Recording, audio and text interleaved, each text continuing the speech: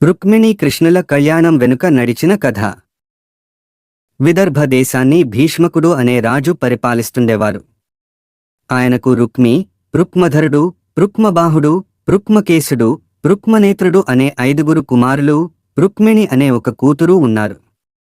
వారందరికీ రుక్మిణి చెల్లెలు. ఆమె శ్రీ మహాలక్ష్మి అంశతో పుట్టింది. మహా గుణవంతురాలని, సౌందర్యరాశి అని ప్రసిద్ధి పొందింది. భీష్మకుని ఇంటికి ఎప్పుడూ అనేకమంది అతిథులు వస్తుండేవారు.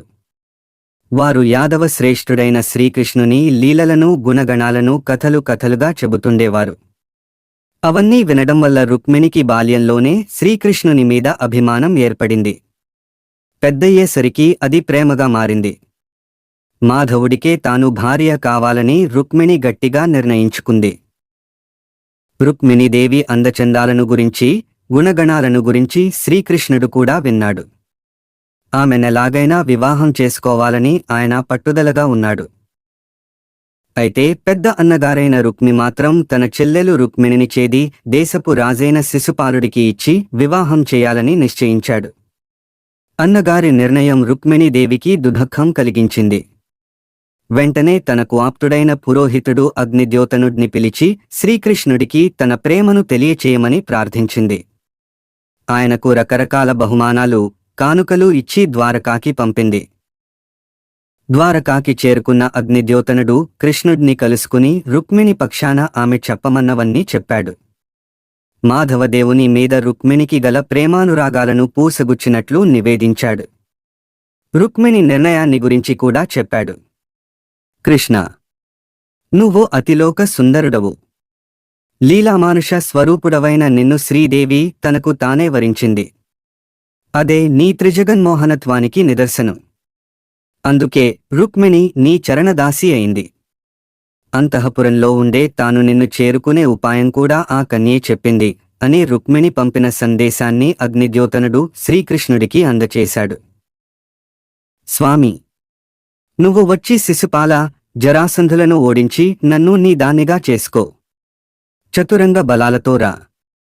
అయితే నా బంధువులకు చేటు వాటిల్లకుండా ఉండేందుకు ఒక ఉపాయం చెబుతాను. రేపు వివాహమనగా ముందు రోజు వధువు స్వయంగా వెళ్లి కులదేవత అయిన సర్వమంగళను కొలవటం మా ఆచారం. మా కులదేవతను సేవించేందుకు నన్ను మావాళ్లు నగరం వెలుపలికి తీసుకువెడతారు. అక్కడికి నువ్వు వచ్చి నన్ను చేపట్టు మాధవా అని నల్లనయ్యను వేడుకుంది రుక్మిణి. కృష్ణుడికి పరిస్థితి అర్థమైంది. వెంటనే రథసారథి దారకుడికి కబురు పంపాడు. బలరాముడ్ని, మరికొందరు యాదవ ప్రముఖుల్ని తోడు తీసుకుని శైబ్య, సుగ్రీవ, మేఘపుష్ప, బలాహక అనే 4 గుర్రాలున్న రథమెక్కి ఒకే ఒక రాత్రిలో విదర్భ రాజధాని కుండినపురం చేరుకున్నాడు. అప్పటికే వరుడు శిశుపాలుడు రథగజహయాదులతో, చతురంగ బలాలతో, బంధుమిత్రులతో కుండినపురం చేరుకున్నాడు. జరాసంధ, దంతవక్త్ర, సాల్వ, విడూరద, పౌండ్రకాదులు కూడా శిశుపాలుని పక్షాన తమ సేనలతో విడిదికి తరలివెళ్లారు. కుండిన నగరమంతా ఆ సమయంలో ఇసుక వేస్తే రాలకుండా ఉంది. రుక్మిణికి మనస్సులో లేదు. అంతవరకు స్వామి నుంచి జవాబుగా తనకు ఏమీ చేరకపోవడంతో రుక్మిణి కలవరపడింది. యాదవచంద్రుడు ఏమనుకున్నాడో? సందేశం పట్టుకు వెళ్లిన అగ్నిద్యోతనుడు అసలు స్వామిని చేరాడో లేదో, మధ్యదారిలో మార్గయాసానికి గురి కాలేదు కదా అని పరిపరి విధాల కలత చెందింది. అంతలోనే అగ్నిద్యోతనుడు వచ్చాడు. కుండిన నగరానికి బలరామకృష్ణులు వచ్చారని, కృష్ణుడు ఆమెను రాక్షస వివాహం చేసుకుంటాడని చల్లని కబురు చెప్పాడు. రుక్మిణి మనసు కుదుటపడింది. అగ్నిద్యోతనుడికి కృతజ్ఞతలు చెప్పుకుంది. సుముహూర్తం సమీపించింది. గౌరీదేవిని పూజించేందుకు రుక్మిణిని నగరం వెలుపలి సర్వమంగళ ఆలయానికి తీసుకువెళ్లారు. అక్కడ ఆలయంలో ఉన్న ఆది దంపతులకు ఆమె పూజలు చేసింది. శ్రీహరిని భర్తగా పొందే అదృష్టం కలుగచేయి తల్లి అని గౌరీదేవికి మొక్కుకుంది. శ్రీకృష్ణుడిని మనసులో నిలుపుకుని ఆలయం నుంచి బయటకు వచ్చింది. ద్వార సమీపంలో శ్రీకృష్ణుడి దివ్యరథం కనిపించింది. దాన్ని చూసి ఆమె ఆనందంతో, సిగ్గుతో తల వంచుకుని మెల్లగా అటు అడుగులు వేసింది.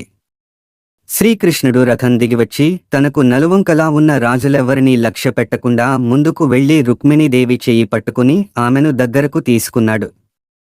రథంలో ఎక్కించుకున్నాడు. విజయశంఖాన్ని పూరించి రథాన్ని ద్వారకానగరం వైపు పరుగు తీయించాడు. జరాసంధుడు అది చూశాడు. అతనికి అమితమైన ఆగ్రహం కలిగింది. జరాసంధుడు, అతని స్నేహితులు సైన్యాలను తరలించుకుని యాదవ వీరులను తరుముకుంటూ వెళ్లారు. ఇరుపక్షాలకు మధ్య ఘోర యుద్ధం జరిగింది. కృష్ణుడు శరవర్షం కురిపించాడు. జరాసంధుడి రథాలను కూల్చాడు. మత్తగజాలను సంహరించాడు. గుర్రాలను వధించాడు. సైనికులను హతమార్చాడు. అదంతా తెలిసిన రుక్మి తన చెల్లెలిని కృష్ణుడు అపహరించుకుపోవటం సహించలేక ఒక అక్షౌహిణి బలంతో యాదవుల మీదికి ఉరికాడు.